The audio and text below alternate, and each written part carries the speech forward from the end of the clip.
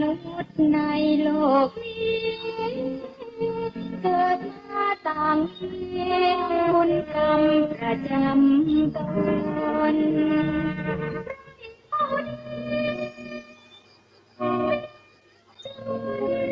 มนุษย์ชนไม่อาจหลุดพ้นตัณหา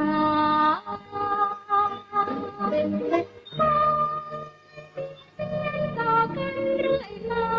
ใช้เล่ห์ต่างๆนานาไม่นำพาผลกรรมความดี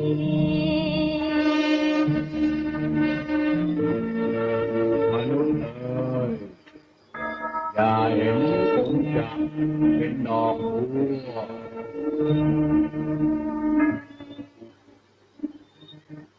ว่าเวรกรรมกันเถิดนาเรียกความเมตตาให้กันด้วยไมตรีโปรดได้ไปไม่เห็นใครจะทนตีให้พ้นเป็นผี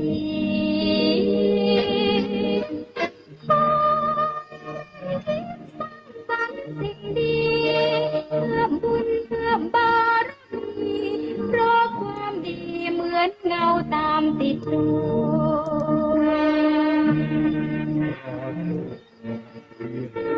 วงเวียนแห่งกรรมขอความนอบน้อมแด่พระรัตนตรัยขอถวายความเคารพพระเถรานุเถระทุกรูปขอความสุขความเจริญในธรรมจงมีแก่ญาติโยมสาธุชนคนใจบุญทุกท่านที่กำลังติดตามรับฟังสถานีวิทยุวัดพิษโสภารามฟังธรรมะกับสาระดีๆ FM 102.75 เมกะเฮิรตซ์ในกำกับของมหาเถระสมาคมสำหรับคำขึ้นมื้อนี้เป็นคำขึ้นของวันอาทิตย์ที่9เดือนสิงหาคมพุทธศักราช2569อาตมาภาพพระครูเกษมพิษโสพลผู้อำนวยการสถานีวิทยุวัดพิษโสภาราม FM 102.75 เมกะเฮิรตซ์ซึ่งตั้งอยู่ที่เลขที่43หมู่2ตำบลเก่งเหนืออำเภอขิมราชจังหวัดอุบลราชธานีรหัสไปรษณีย์34170หมายเลขโทรศัพท์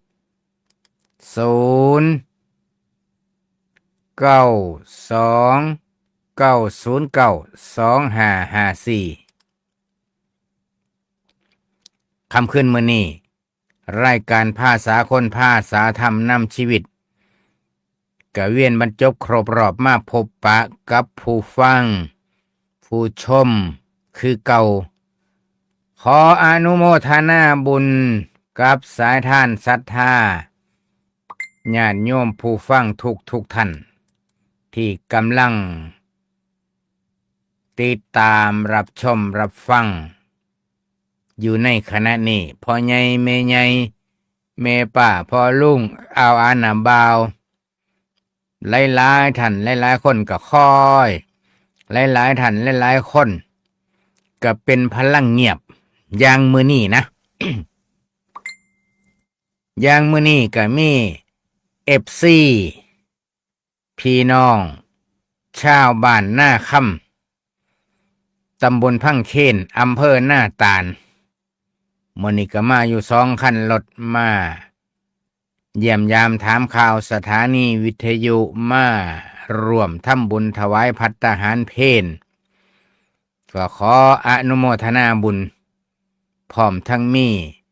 ผลหมากหลากไม้แล้วก็นอกจากนี้ก็มีญาติธรรมคุณแม่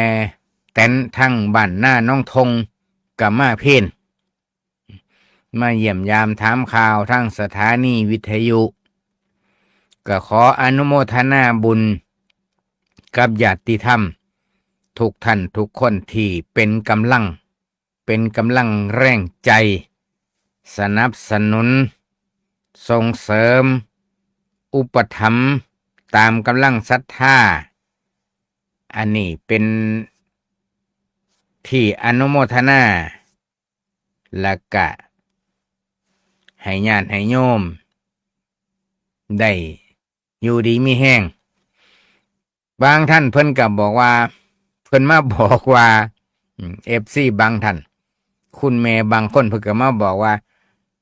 พระครูเว้าเรื่องหยังฟังซูเมอแต่ว่าผู้ค้านั่นโทรศัพท์บ่เป็นเพิ่นว่าผู้ค้าน่ะโทรศัพท์บ่เป็นก็เลยเป็นพลังเงียบผู้ค้าก็สิถามมาจังสี่ละเพิ่นว่า อ้าวก็ดีใจญาติโยมบางท่านบางคนก็แจ้งมาว่าโอ้ยธรรมะเวลานั้นอยากให้เปิดเสียงเทศน์หลวงพ่อองค์นั้นก็ได้โยมมีแนวเสนอมาสิก็ดีรายการธรรมะอยากฟังเทศน์เช่นบางคนก็บอกอยากฟังเทศน์หลวงพ่อกิตติบุตโธเพราะว่าเคยได้ยินเคยได้ฟังมาแต่บางระยะก็เงียบหายไปก็เพราะว่าหมุนเวียนไปโยมหมุนเวียนไปเรื่อยๆเพราะว่าบางท่านบางคนฟังแต่ผู้เก่าหลายก็อาจสิเศร้าอยากฟังนั่นมันเป็นเรื่องธรรมดาของผู้ที่ศรัทธาผู้บ่ศรัทธามันต่างกันก็ขอสรุปแล้วก็ขออนุโมทนาบุญนำทุกท่านทุกคนที่ได้มาสนับสนุนก่อนอื่นมื้อนี้ก็ต้องบอกญาติบอกโยมก่อนว่ารายการภาษาคนภาษาธรรมนำชีวิตเมื่อคืนนี้ก็ได้มาเสวนากันสิเป็นยังไงมื้อนี้ก็มาเสวนากันคือกันในรายการภาษาคนภาษาธรรมนำชีวิตก็คือชีวิตแต่ละชีวิตนี่สิขาดจากศีลจากธรรมอันนี้คันสิเว้าไปแล้วอาตมาบ่จำเป็นต้องบรรยายนะโยมน่าสิฮู้เกใจดีอยู่แล้วคือมาเว้าซะนะนี่ล่ะ ต้องมาเว้าเพื่อสิทำความเข้าใจกันในโยมก่อนอื่นมื้อนี้ก็นิมนต์ท่านพระอาจารย์พระครูปริยัติยานุการเจ้าอาวาสวัดหน้าเมธได้มาทักทายญาติโยมเป็นรูปแรกก่อนที่สิได้เสวนากันในลำดับต่อไปนิมนต์ครับนิมนต์เปิดไมค์ครับ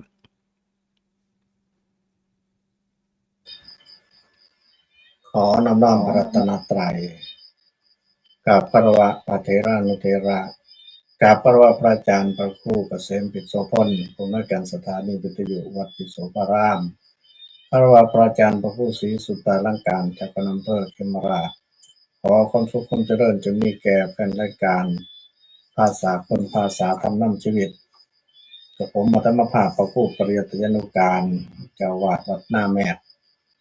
ตอนนี้ก็จำพรรษาอยู่ที่วัดหน้าแมธในขณะนี้ก็มื้อนี้ฝนเกือบเบิดมื้อฝนตกหลายมื้อนี้บรรยากาศก็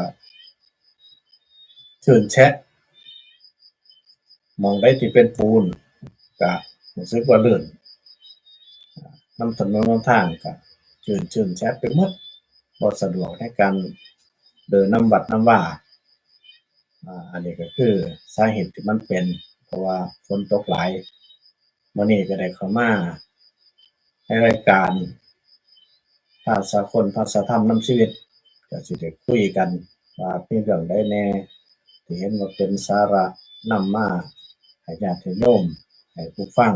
ให้เกิดความเข้าใจให้เกิดความคิดต่อไปครับผม ขอน้อมต่อพระรัตนตรัย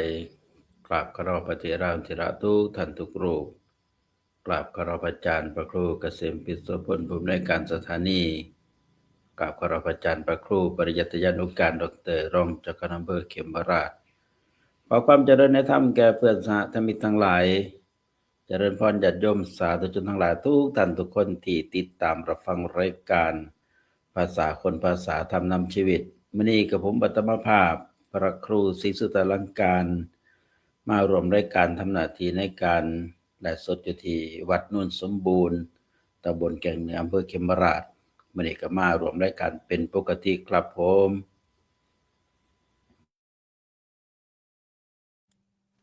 ญาติโยมสาธุชนทุกท่านที่ติดตามรับฟังในค่ำคืนมื้อนี้กะพิจารณาไปนำว่า สำหรับผู้ที่ฟังทั้งออนไลน์สำหรับผู้ที่ฟังทั้งออนไลน์ที่หน้าจอก็สิเห็นป้ายว่าค่ายพุทธบุตรค่ายพุทธบุตรวันที่5 ที่ 6 สิงหาคม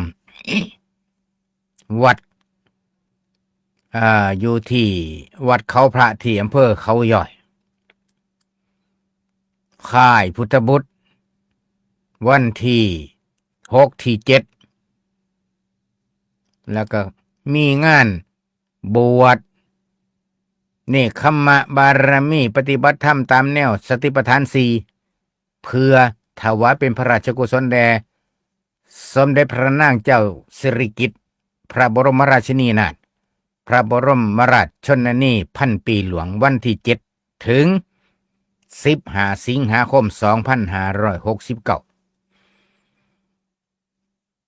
เป็นหยังคือมีคำว่างานเข้าค่ายพุทธบุตรรุ่นเขาอีโก้ก็มี ค่ายพุทธบุตรกลุ่มเครือข่ายที่5เพื่อพัฒนาจิตเพื่อปลูกฝังคุณธรรมเนี่ยเป็นหยังคือจำเป็นต้องมีการเข้าค่ายคือค่ายลูกเสือนี่คืองานพระญาติโยมงานที่พระทำงานเผยแผ่อีกแขนงหนึ่งนอกจากปริยัติปฏิบัติแล้วก็อันนี้ก็อยู่ในฝ่ายปริยัติคือกันถึงปริยัติปฏิบัติอยู่นำกันอบรมหลักสูตรแบบสั้นๆ3 มื้อ3 คืนหรือ2 คืน3 มื้อก็อยู่วางนี่หรือ1 คืน 2 วันเป็นหยังคืออบรมหน่อยแท้นี่ล่ะจังว่าสิได้คุยกันต่อไปในเรื่องคำคืนมือนี่ญาติโยมทั้งหลายก็คงสิเห็นแล้วว่าสภาพปัญหาบ้านเมืองหรือสังเกตเบิ่งข่าวสารในด้านต่างๆที่ญาติโยมติดตามอยู่ตลอดเวลาก็สิฮู้จักว่าอีหยังเป็นอีหยังอยู่ไสเป็นจังไดแต่ว่ามื้อนี้ก็สิได้มาคุยกันงานเรื่องนี้คันสิเว้าไปตามหัวข้อเรื่องแล้วก็เอิ้นว่านิมนต์พระอาจารย์พระครูศรีสุตาลังการอาจารย์พระอาจารย์พระครูปริยัตยานุการนี่ก็เคยทำงานเรื่องนี้มาทำงานกันมากันโศกซนทำงานกันมาจนลืมเบิดแล้วล่ะที่เคยเห็นมาปานพุ่นละโยมเอ้ยบางอย่างจนลืมเบิดแหละซุมื้อนี้เก่าหาบ่เห็นล่ะหึงซ้ำใดโยมก็คิดเอาแต่ว่าในจิตวิญญาณเฮาก็ยังมีสำนึกต่อสังคมต่อลูกต่อหลานบ่แม่นว่าบ่เฮ็ดบ่แม่นว่าบ่สนใจแต่ว่าเหตุบ้านการเมืองเอาจังได๋ก็นิมนต์อาจารย์พระครูศรีสุตาลังการเปิดประเด็นก่อนครับเกี่ยวกับปัญหาหรือว่าสภาพปัญหาของสังคมยุคปัจจุบันนี่เฮาสิซอยกันร่วมด้วยช่วยกันในแนวทางในมุมมองของพระอาจารย์ในทำงานในฐานะว่า1เป็นนักปกครองเป็นเจ้าคณะอำเภอเป็นเจ้าอาวาสเป็นเจ้าของโรงเรียนโอ้สารพัดสารเพนี่คันแม่นว่าอันนั้นจังได๋นิมนต์เปิดประเด็นก่อนเลยครับนิมนต์ครับ ครับผมในความหมายที่บอกว่าสภาพปัญหาสังคมคำว่าสภาพปัญหาสังคมบ่ได้หมายถึงเอาดินฟ้าอากาศเอาทั้งสรรพสัตว์เอาทั้งทุกอย่างที่มันเกิดขึ้นในโลกนี้คำว่าสังคมก็คืออยู่ร่วมกันที่นี่ในการอยู่ร่วมกันนี่ล่ะมันจึงเกิดสภาพปัญหาคันมีสภาพอย่างเดียวแต่บ่มีปัญหาก็บ่ได้นำมาสู่การเล่าการบรรยายการอบรมในเมื่อมันมีปัญหาก็จึงหาวิธีแก้คืออย่างองค์สมเด็จพระสัมมาสัมพุทธเจ้าเพิ่นก็ชี้บอกว่าทุกอย่างมันเกิดจากเหตุสิมีสภาพปัญหาสังคมทั้งความทุกข์เหตุให้เกิดทุกข์วิธีแก้ไขปัญหาทุกข์วิธีปฏิบัติไปสู่ความพ้นทุกข์เพิ่นให้สาวอย่างที่เฮาไปร่วมข่ายก็สิมีหัวข้อว่าสภาพปัญหาสังคมทำไมต้องเป็นเราเข้าอบรมล่ะเด้อบ้านก็เห็นภาพคนติดคุกเห็นภาพคนผูกคอตายเห็นภาพลูกฆ่าพ่อฆ่าแม่เห็นภาพโกงกินเห็นภาพเกี่ยวกับเรื่องภูเขาหัวโลนมีต้นไม้ถูกระเบิดหินไปถมอีกหม้องนึงปัญหายาเสพติดสุราเมรัยของมึนเมาชุดขาหน้าจาร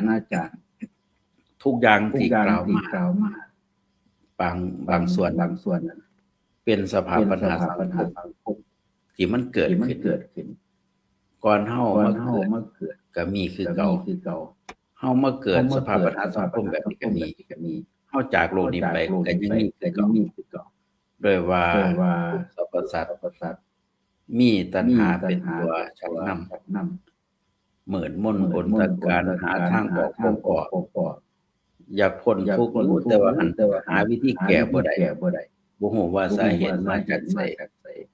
เห็นเขามาด่าก็ว่าหมอนี่ล่ะเป็นเหตุให้เฮาเจ็บใจก็ไปด่าเขาคืนเขาก็มาจามหมอที่บัดสุดท้ายบ่พอทางพ้นทุกข์ตื่มทุกข์อีกบัดมันก็เลยเป็นสภาพที่ผูกพันกันยิ่งแก่ยิ่งยุ่งถ้าแก้บ่ถึกนะแต่เฮาดีองค์สมเด็จพระสัมมาสัมพุทธเจ้าได้ชี้ทางแก้ไว้ให้ว่าถ้าเจ้าจะแก้ปัญหาสิเป็นสภาพปัญหาสังคมนี้เจ้าอย่าดิ้นรนเจ้าอย่าวุ่นวายเจ้าอย่าไปแสวงหาหยังมาเติมทุกข์ให้พยายามลดละคิดว่ามันจะมาแก้ปัญหาทุกข์ให้น้อยลงแล้วก็อยู่นิ่งๆนั่งให้สงบตอนนั้นเจ้าสิหาทางออกของปัญหาพอฮู้เหตุแห่งทางมาของปัญหาใด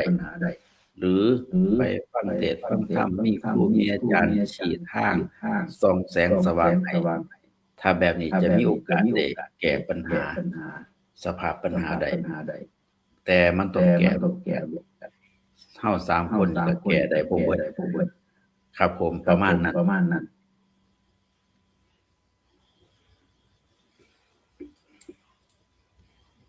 นิมนต์พระอาจารย์พระครูปริยัติครับ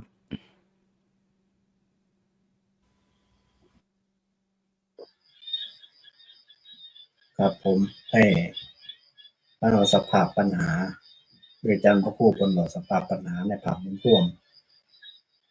ปัญหานี่บ่ว่าในยุคใดสมัยใดที่มีเบิดแต่ว่าเมื่อปัญหาเกิดมาแล้วบุคคลผู้ที่จะไปใช้วิธีการแก้ปัญหานั้นก็สิบ่คือกัน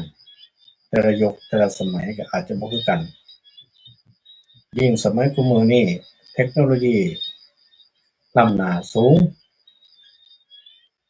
บาดนี้การหลอกลวงก็แฮ่งสูงแต่ก่อนบ่ได้คิดว่ามันสิเป็นไปตามที่เขาคาดการณ์แต่มันก็มาแล้วสภาพคุมื้อนี้คือปัญหามันมาแล้วแล้วก็สร้างความเสียหายให้ทั้งโลกวุ่นวายไปหมดโลกแต่ก่อนได้ยินว่าเงินดิจิทัลอิหยังเงินดิจิทัลบ่จักเขาว่าเงินนี่ สิโอนกันทั้งสิไปได้ทั้งโทรศัพท์โอนให้กันทั้งโทรศัพท์ไปเลยก็คืนบอกว่ามันสิเป็นจังไดได้ยินเว้าอยู่แต่ว่าถ้ามาฮอดยุคปัจจุบันนี่หายสงสัยบัดนี้ยุค IT ยุคเทคโนโลยีทุกสิ่งทุกอย่างมันก็ดีแต่ว่ามันก็มีบุคคลผู้ที่นำไปใช้ในสภาวะที่มันบ่ค่อยดีบ่ค่อยถูกต้องและทำให้เกิดความเสียหายให้แก่สังคมก็เลยเกิดเป็นปัญหาสังคมแต่ความจริงน่ะคือเทคโนโลยีมันดีทั้งหมดแต่ว่าผู้นำไปใช้ในทางที่เสียหายเอาความได้เปรียบไปใช้กับบุคคลผู้ที่บ่มีหยัง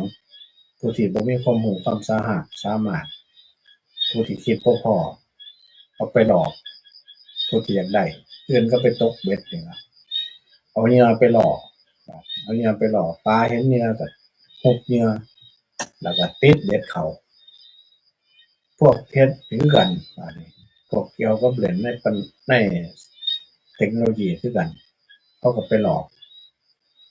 ลงทุนบ้างไปหลอกซื้อขายไปหลอกแลกเปลี่ยนไปหลอกสารพัดอย่างหรือบ่ซั้นก็มันมีวิธีการหลายแนวอันนี้คือปัญหาทางเทคโนโลยีแฮ่งหนักกว่าปัญหาการหลอกลวงนำบ้านนำเมืองแต่กี้ว่าเดินนำบ้านไปหาหลอกขายของหาจับฉลากไปจกฉลากของเขาแล้วบ่เอาบ่ได้เขาสิแจ้งจับเสียเงินให้เขาอันนั้นยังซ้ำหนึ่งโตตะกี้แต่ว่าบัดท่าเทคโนโลยีนี่โอ้ยคักขนาดแต่ว่าอันเก่าก็สิว่าเบิดเด้บ่เบิดคือกันในช่วงหนึ่งก็มาแถวบ้านเฮานี่ก็คือมาเอาในโครงเอามูลนิธิเกี่ยวกับพวกศพพวกหยังนี่ล่ะเกี่ยวกับเก็บศพเป็นหยังเป็นมูลนิธิของเขาเจ้ามาขอนำพระสงฆ์องค์เขาเจ้าพระสงฆ์องค์เขาเจ้าก็ทำบุญนำคนละ200 500คนละพันทำบุญนำเขาก็ให้ใบอนุโมทนามาอย่างดีแต่ว่าตามธรรมดาแล้วหน่วยงานของมูลนิธินี่เขาสิบ่มีการออกไปหาเรี่ยไร่ไปหาขอบริจาคแนวนี้นอกพื้นที่เขาสิบ่ไปแต่พวกนี้มันก็อ้างแล้วก็ไปอันนี้แม้กระทั่งว่าแต่ก่อนก็เคยประกาศเคยบอกอยู่แล้วว่าทุกเรื่องเขาบ่เฮ็ดแนวนี้ทุกหน่วยงานของศูนย์สงเคราะห์เขาสิบ่ออกไปแนวนี้เขาสิอยู่กับที่ถ้าผู้ใดจะบริจาคก็ไปที่นู้นที่ของเขาสิบ่ไปข้างนอกแต่ว่าหลังจากนั้นก็หายไปแต่ว่าก็มาโผล่ในปัจจุบันนี่คือกัน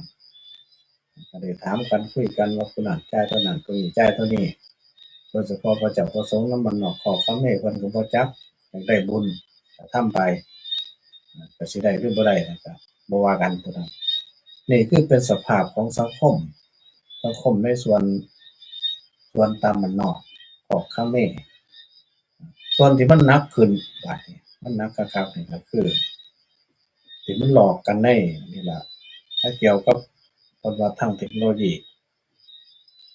หรือพวก call center เนี่ยที่มันหนักสาหัสสากันพระเจ้าประสงค์ก็โดนบางเทื่อบางทีก็โทรมาแล้วก็มาบอกมาแจ้งว่าดีๆหลังจากนั้นบ่ได้ตามนั้นก็ข่มขู่เลยบัดนี้ข่มขู่แต่ว่าภาษาที่เว้านั้นฟังเสียงแล้วมันบ่แม่นคนไทยมันเป็นคล้ายๆคนต่างชาติแต่ก็มาฝึกเว้าไทยเป็นลิ้นแข็งๆอันนี้โดนกับตัวเองโดนคือ 2-3 มื้อประมาณ3มื้อนี่เขาก็สิให้จ่ายเงินให้เขาอ้างนั่นอ้างนี่ให้จ่ายบังคับให้จ่ายแทนผู้นั้นแทนผู้นี้ก็บ่จ่ายถ้าว่าบ่จ่ายบอกเขาแล้วว่าบ่จ่ายนอกจากนั้นเขาก็ว่าเขาให้ลูกน้องเขาลงพื้นที่สิมาจัดการเขาบอกให้ญาติก็เลยเว้าขึ้นว่าโอ้ยเจ้าว่าสิรู้จักว่าข้อยอยู่ไสเขาว่าเขารู้จักบ้านรู้จักดอนเลขที่รู้จักเบิดทุกอย่างก็ว่าเพราะว่ามีในนั้นเขาว่าอ้าวมีก็มีเจ้ารู้จักบ้านข้อยเจ้ารู้จักจั่งใดบัดนี้ว่าเรือนข้อยอยู่จั่งใดประตูเรือนข้อยอยู่จั่งใดทางเข้าบ้านข้อยจั่งใดกำแพงมีจักอันกำแพงมีจักสั้น จ้าสิเขามาฆ่าข่อยนี่เจ้าก็สิตายก่อนคู่กันนะคู่กันมันก็ด่ามันถึงกันด่าขึ้นด้วยกันแต่ว่าสู้เขาบ่ได้ก็เลยเศร้าไปประมาณอาทิตย์หนึงก็แล้วครับอันนี้คือเรื่องเกี่ยวกับว่าเขาเฮ็ดหยังบ่ได้เขาก็ด่าแล้วก็จบแล้วก็ไปแต่มันสิมี2คนผู้ชายเป็นหัวก่อนน่ะผู้หญิงเป็นผู้ด่าอันนี้คือมันเป็นปัญหาทางเทคโนโลยีคือกันจังว่าเว้าแนวนี้อันนี้เป็นมาจาก call center แน่อันนี้มันเป็นปัญหาผู้ใดบ่ถูกก็สิบ่จับแต่ผู้ถูกก็สิวุ่นวายพอสมควรณปัจจุบันนี้ก็มีหลายผู้เสียหายผู้ที่เป็นอดีตข้าราชการบางครั้งบางทีก็มีเงินก็เอาเงินไว้ในแบงก์สุดท้ายมาก็ไปโดนหลอกโอนเงินให้เขาตรวจสอบเสร็จโอนเงินไปลงทุนเสร็จเขาอ้างว่ามีอิหยังมาหาพวกไปรษณีย์มาหาก็แก้ไขเขาให้แก้ไขก็แก้ไขตามนั่นแหละก็คือไปยืนยันตัวตนเข้าไปไปกดเลขปัดอะไรหยังเข้าไปเสร็จคือกันอันนี้มันเป็นเรื่องเกี่ยวกับปัญหาที่เกิดขึ้นทางเทคโนโลยีที่มันมีณปัจจุบันนี้ก็เลยทำให้สังคมเนี่ยเกิดการมันมาจากการเดิมล้ำของสังคมบางคนก็ติดอยู่โซเชียลเนี่ยเบิ่งอยู่ในโซเชียลแต่ว่าก็บ่ได้หวาดระแวงเมื่อมันมาหาเจ้าของก็หลงไปแม้แต่ว่าบางเทื่อบางทีมันเฮ็ดเสียงคือกับเสียงลูกเจ้าของคือกับเสียงคนที่รู้จักมันเรียนเสียงได้แล้วมันเฮ็ดเปลี่ยนเสียงมาได้แล้วก็บอกอยังถูกต้องเบิดเพราะว่าเขาก็สืบผู้ที่เขาจะอ้างคือกันจนมันเป็นปัญหาอันนี้คือสังคมโลกมันที่เกิดนะครับตอนนี้ปัญหาทางสังคมด้านเทคโนโลยีหรือสารสนเทศไอทีประยุกต์ดิจิตอลครับผมเอาสั้นไปก่อนครับ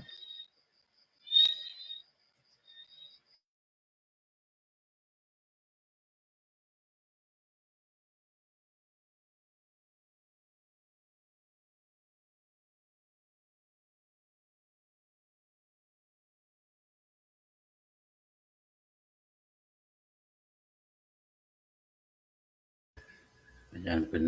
อาจจะติดภาระการเติมเต็ม ให้ญาติให้โยมฟังนี่ เสียงหาย สภาพปัญหาสังคมในยุคปัจจุบันนี่อันนี้มุมหนึ่งในการความอยากที่พระครูปริยัติเพิ่นบอกมาแต่ลักที่อาตมาอยากเว้าในมื้อนี้สภาพปัญหาสังคมในยุคปัจจุบันก็คืออยากให้ญาติโยมเฮานี่ซอยกันเบิงลูกเบิงหลานบ่แม่นนั่งเบิงนอนเบิงเด้คำว่าเบิงในที่นี้ค่อยอบรมค่อยแนะนำค่อยพร่ำสอนแต่ว่าพอยุคใหม่สมัยใหม่พอแม่ยุคสมัยใหม่หลายคนก็อาจจะบ่มีการวางแผนชีวิตคือสอนลูกบ่เป็นบ่มีนโยบายคันสิเอาตามแบบท่าทางนี่ก็ว่าไม่มีนโยบายเป็นแต่เอาอาหารเอานมใส่ปากให้กินแล้วก็เอาใจแค่นั้นนี่คันพ่อแม่ประเภทนี้นะนี่ล่ะจากจุดเล็กๆสิเป็นปัญหาระดับโลกได้ก็เกิดไปจากนี้ละสิเป็นคนมักรุนแรงหรือสิเป็นคนเงียบขรึมประเภทเงียบขรึมในแหงเบิงบ่ออกโยมแหงเบิงบ่ออกแหงเบิงออกยากจักสิหายสิดีบ่เห็นยิ้มบ่เห็นหัวบ่เห็นเว้าเห็นคุยความจริงแล้ววิชาเรื่องนี้คันหากว่าพุทธศาสนิกชนเฮามีนโยบาย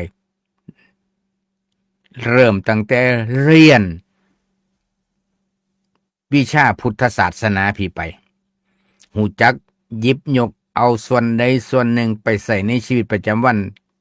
หยิบยกเอาส่วนใดส่วนหนึ่งไปใช้ในคฤหัสถ์ชีวิตความเป็นญาติเป็นโยมเป็นพ่อที่ดีเป็นแม่ที่ดีเป็นผัวที่ดีเป็นเมียที่ดีเป็นลูกที่ดีเป็นหลานที่ดีเป็นครูที่ดี เป็นศิษย์ที่ดี นี่ปัญหามันจะเกิดไปจากไสเกิดไปจากสถาบันครอบครัวที่ขาดระเบียบขาดวินัยขั้นบอกเป็นภาษาวิชาการก็ขาดระเบียบขาดวินัยขั้นสิว่าแบบภาคก็ขาดศีลธรรม บ่ค่อยคุยกันเรื่องศีลธรรมบ่ค่อยเว้าบ่ค่อยคุยกันบ่ฮู้จักหน้าที่คันสิว่าให้สั้นที่สุดก็คือบ่ฮู้จักหน้าที่เจ้าของพ่อก็บ่ฮู้จักหน้าที่ความเป็นพ่อที่ดีเฮ็ดจังได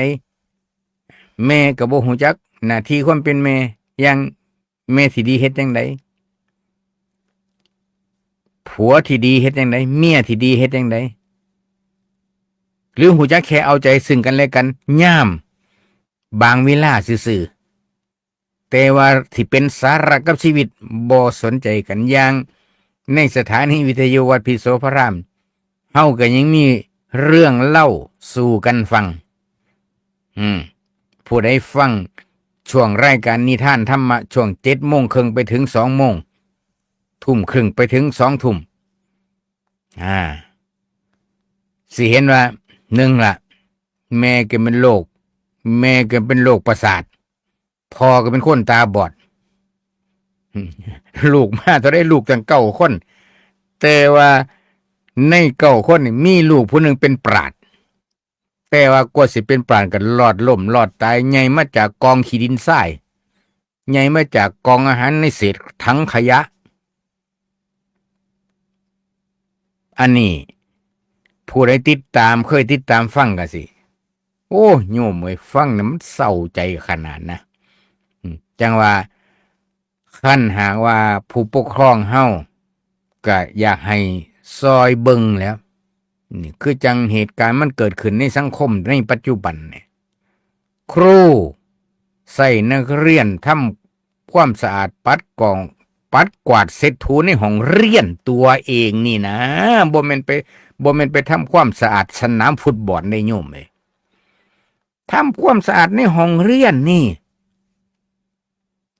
มองเจ้าของนั่งเรียนนี่บ่แม่นห้องอื่นซ้ำห้องเจ้าของนั่งนี่พ่อแม่ก็ยังไปฟ้องนี่เห็นบ่แนวนี่เป็นพ่อแม่ที่ถูกต้องบ่โยมว่านิมนต์อาจารย์ปกครูศรีครับ ผู้เป็นในฐานะเจ้าของโรงเรียนมันถูกต้องบ่ครับแนวนี้ ครับคือถ้าบ่ไว้ใจครูถ้าบ่ศรัทธาในสถาบันที่เอาลูกไปฝากเอาลูกกลับถ้าผมเป็นครูสอนผมก็บอกว่าคือหน้าที่ถ้าต้องการอยากให้ลูกดีมันเป็นสูตรของครูที่จะเฮ็ดให้ลูกขยันหมั่นเพียรตลอดถึงความรับผิดชอบอยู่ในหลักสูตรบ่แม่นอยู่ในตัวอักษรอย่างเดียวในประเทศญี่ปุ่นเขาก็มีการสอนเช่นสอนในห้องเรียนภาคทฤษฎีแล้วเขาจะมีภาคเอาท์ดอร์คือออกไปหาประสบการณ์นอกประตูห้องเรียนถ้าเอานักเรียนไทยกับญี่ปุ่นไปทำกิจกรรมแข่งกันนี่นักเรียนไทยเนี่ยเก่งแต่ในตำราแต่พอภาคปฏิบัติสู่ญี่ปุ่นบ่ได้ครับบ้านประเทศญี่ปุ่นนี่ในตำราก็เก่งภาคปฏิบัติก็เก่งถ้า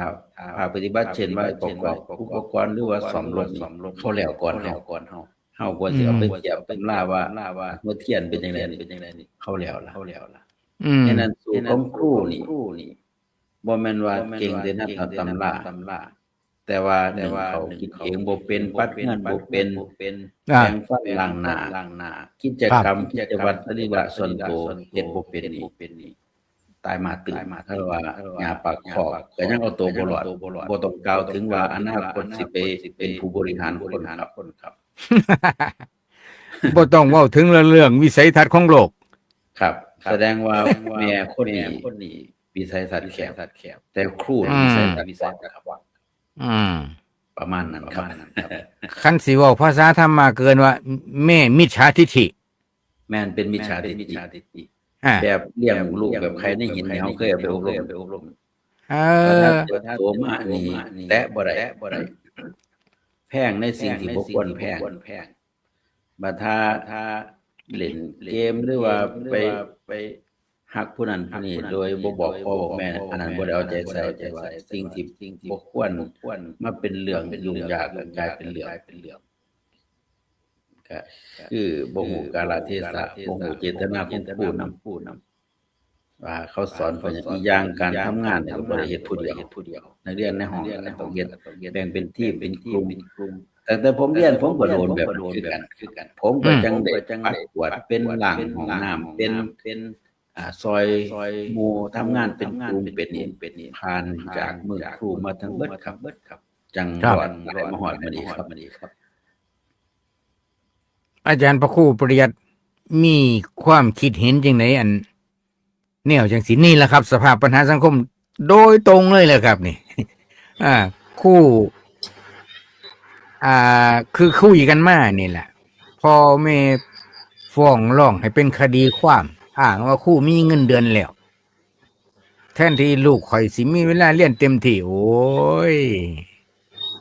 อาจารย์พระครูปริยัติว่าจังไดเป็นปัญหาอยู่บ่ครับหรือบ่เป็นปัญหา มันก็ปัญหาชัดเจนครับตรงนี้คำว่าครูเนี่ยคือผู้ที่พัฒนาลูกศิษย์พัฒนาบนว่าพัฒนาเฉพาะในด้านวิชาการได้เดียวเลยพัฒนาทุกอย่างครับการเป็นอยู่ในสถานที่อากาศเป็นแนวใดพื้นที่เป็นแนวใดทุกอย่างสิ่งรอบตัวเลยต้องพัฒนาต้องดูแลอันนี้ก็เป็นหน้าที่ของครูที่พัฒนาให้บานิทาผู้ใดที่ทำแบบคือที่ว่านี่เห็นโลกไปกวาดพื้นอาจจะส่งทั้งหลายทั้งยังไปหาพ่อหาแม่นี่แหละบางส่วนก็ได้พ่อแม่ก็มาฟ้องร้องครูอังกฤษผมอยากให้ย้อนไปเรื่องเกี่ยวกับครูดอยครับครูบนดอย ครับ ผมเบิ่งชีวิตครูดอยนี่โอ้ผมเบิ่งแล้วน้ำตาไหลครับครูผู้หญิงเนี่ยอายุก็40กว่าปีแล้วเป็นโรคเกี่ยวกับเบาหวานนี่แหละเบาหวานความดันนี่แหละแต่ว่าเพื่อสิเข้าเมืองนี่ประมาณ10วันเข้าเมืองเทื่อนึงมันไกลแฮงครับ ครับขี่มอเตอร์ไซค์จ้างรถเข้าเมืองนี่เขาไปหยังเขาไปก็คือไปซื้อของมาซื้อของเงินจากไสก็เงินเดือนจากของครับเอามาซื้อของสิ่งจำเป็นที่หาบ่ได้ที่ผลิตเองบ่ได้เอาเฮ็ดเองบ่ได้เอามาถึงมาเพื่อลูกศิษย์ลูกหาที่นอนอยู่ในหั้นลูกศิษย์ที่นอนอยู่โรงเรียนนี่มาจากหลายหมู่บ้านครับบัดนี้เพราะว่าเขาอยู่ไกลเด้เขาอยู่ในเขาในดอยแต่ละเขาแต่ละลูกไกลแฮงเสาร์อาทิตย์เขาก็สิกลับตอนวันศุกร์วันอาทิตย์ก็สิมาตอนแลงมานอนอยู่โรงเรียนอีกเขาก็ต้องจำเป็นต้องเลี้ยงเขาศิษย์ลูกหาบ่มีทุนก็เอาเงินเดือนเจ้าของนี่มาเฮ็ดให้เป็นครูผู้ที่ทุ่มเทชีวิตให้แก่ลูกศิษย์ลูกหาพาลูกศิษย์เฮ็ดหมดทุกอย่างปัดกวาดบ่ต้องห่วงเลยตัวนี้ปลูกผักปลูกหยังเลี้ยงเป็ดเลี้ยงไก่เลี้ยงปลาเลี้ยงหยังเฮ็ดหมดให้โรงเรียนเฮ็ดคือบ้านเจ้าของนี่พาลูกศิษย์เฮ็ดแล้วก็สอนพร้อมว่าอันนี้คือมันเป็นวิชาชีพที่เลี้ยงโตได้ในอนาคตต่อไปถ้าผู้ใดมีวิชามีทักษะแนวใดเราก็สอนแล้วก็บ่ได้ถึงในการเรียนได้บ่วิชาการแล้วก็เรียนในโรงเรียนครูบ่หลายสำหรับเอาแทบทุกวิชาแทบทุกชั้นมาร่วมกันแล้วก็สอนกันไปเป็นเรื่องชาวดอยนี่คันถ้าพ่อแม่ผู้ที่ว่าไปฟ้องร้องครูไปเฮ็ดโรงเรียนแนวนี้สิคือจังได๋บัดเอาแต่โตลูกเจ้าของมันสิเฮ็ดแนวใดผมว่าคันถ้าผู้ใดไปคิดแนวนั้นโอ้ยมันก็ตาเดียวโพดบ่มีความคิดอิหยัง อันฮักคือดอกฮักลูกเจ้าของน่ะบ่ได้ว่าให้ว่าฮักลูกเจ้าของแต่ว่าก็อย่าสิไปเอาแต่ความถูกใจเจ้าของมันบ่แม่นแนวนั้นผมอยากให้ฟังเพลงไอ้อิหยังที่แด่คู่ในดวงใจนั่นไม่คือลมพรร้องผมฟังเพลงม่วนจังได๋ผมน้ำตาตกเลยครับชีวิตออกจากโรงเรียนไปแล้วนะเดินในสังเวียนทางนักสู้เดินในสังเวียนนักสู้นี่ห่วยไปเจอปัญหานี่คิดเห็นคู่เด้ครับ เจอปัญหาในสังเวียนคือตอนที่ไปทำงานทำอย่างนี้คิดเห็นครูได้ครับครูนี่เคยบอกเคยสอนแต่บ่เคยเอาจักเทื่อบ่เคยเฮ็ดตามจักเทื่อคัดครูซ้ำด่าครูรับหลังกันทั้งนี้น่ะแต่ว่าเมื่อไปฮอดปัญหาทุกอย่างนี่มันสิย้อนกลับมาหาครูทั้งหมดบัดนั่นแหละคือเฮ็ดหยังก็ตามคันถ้าครูเพิ่นสอนเพิ่นบอก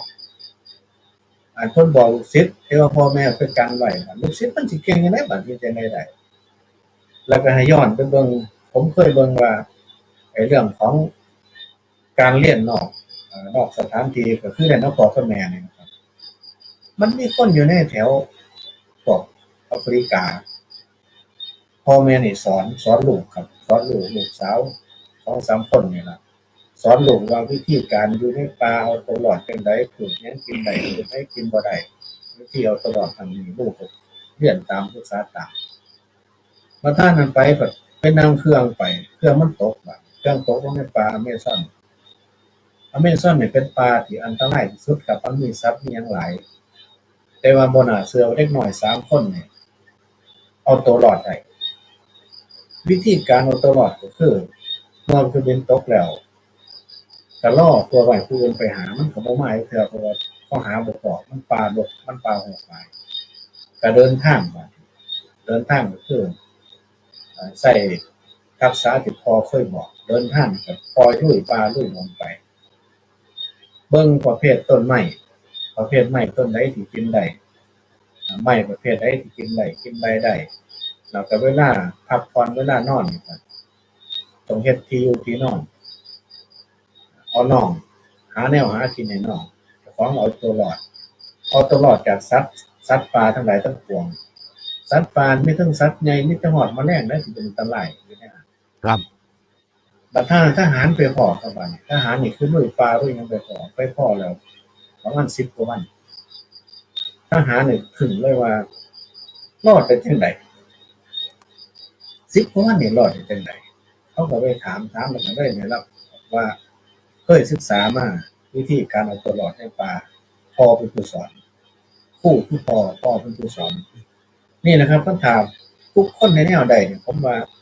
มันบ่ได้เสียการเรียนเดะเรียนแล้วเอาไปใช้ในชีวิตประจำวันได้ดีแฮงดีแล้วคุมื้อนี่พ่อนั้นคันคือสิว่าเป็นฟ้องร้องครูนี่โอ้ย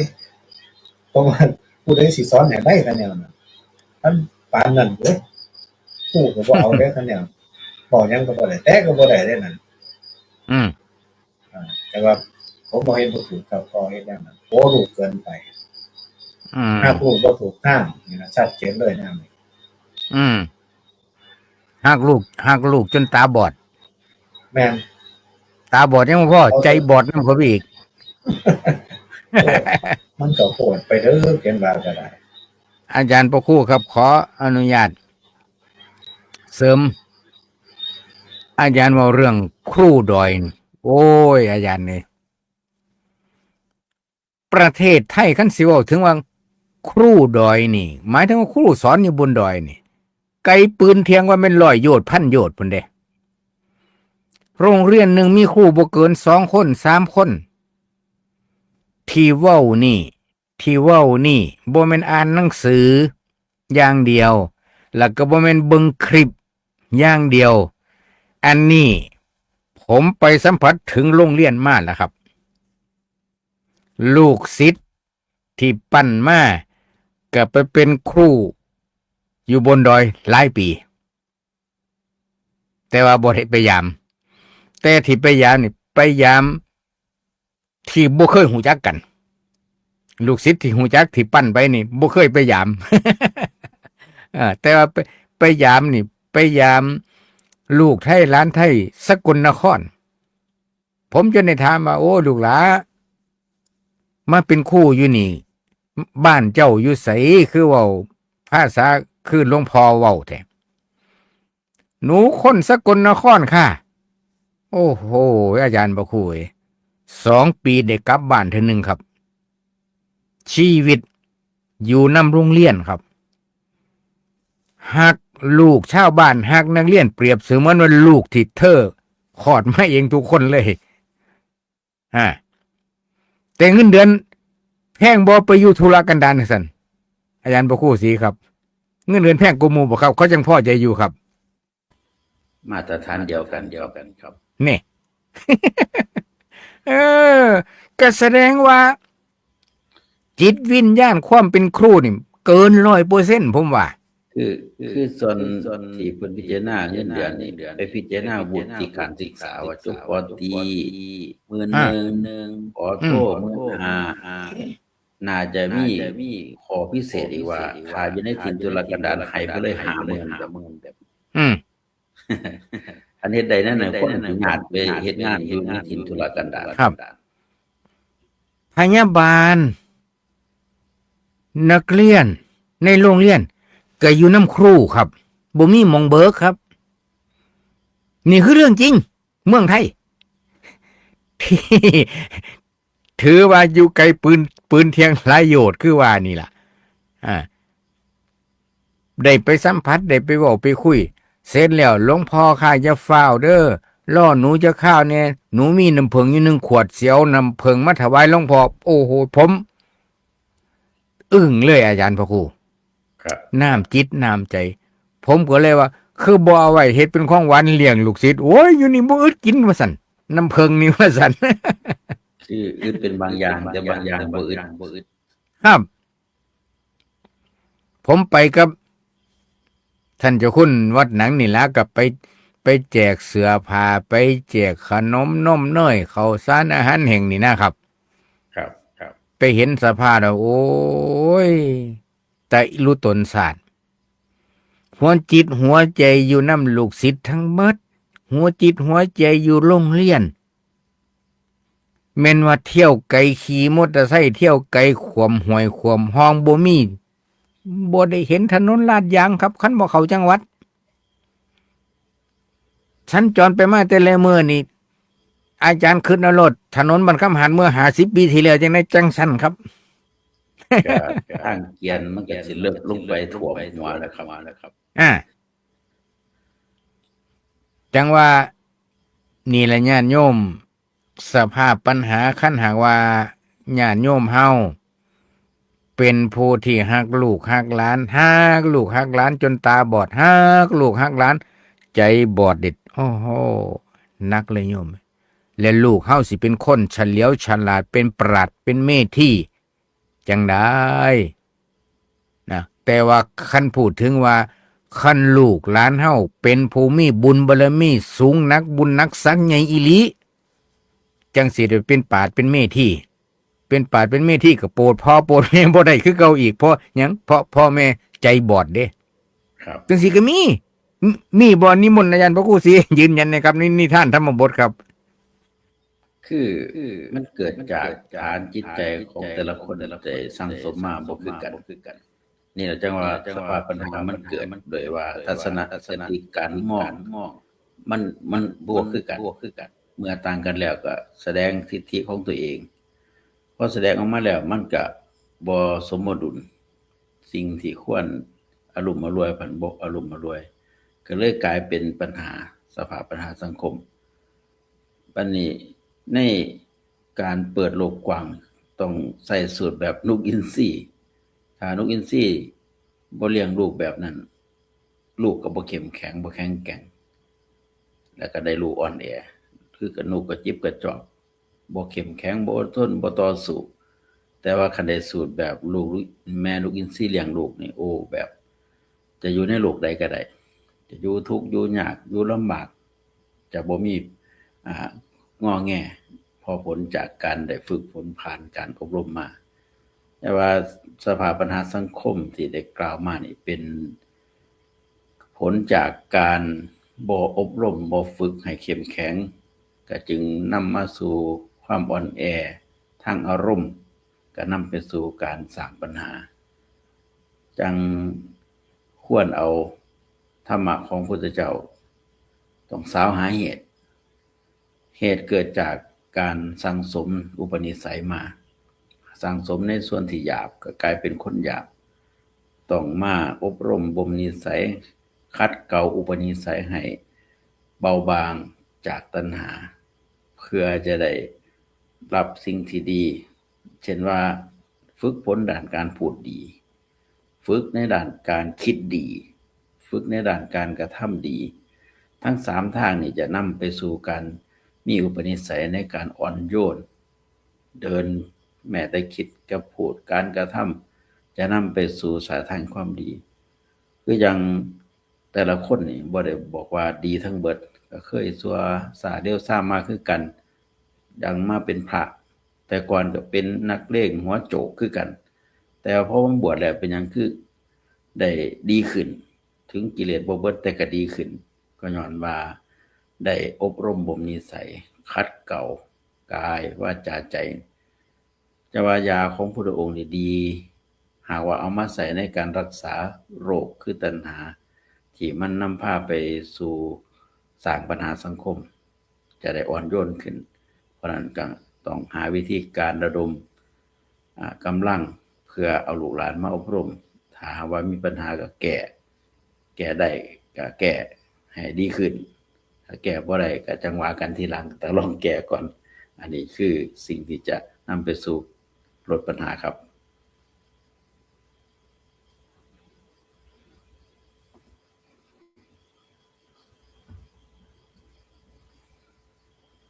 เอาเหลือเวลาอยู่2 นาทีครับ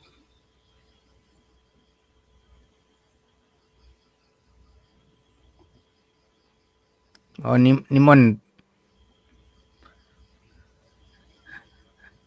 เป็นไง ครับเปิดเวลาแล้ว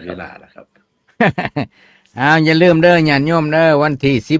15งานสังฆทานเพลวัดโพวันที่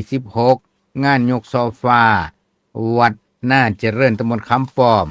วันที่20สังฆทานเพลวัดบ้านแก่งลักดานตำบลหนองผืออำเภอเขมราชทั้งเบิด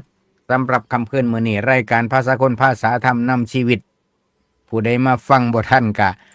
จังไปติดตามฟังย้อนหลังเอาในFacebook ก็ได้สำหรับคำคืนมื้อนี้อาตมาภาพทั้ง3รูปก็ขออำนวยอวยพรให้ผู้ฟังทุกท่านทุกคนอยู่ดีมีแห้งมีความสุขกายสุขใจทุกท่านทุกคนนอนรับฝันดีขอเจริญพร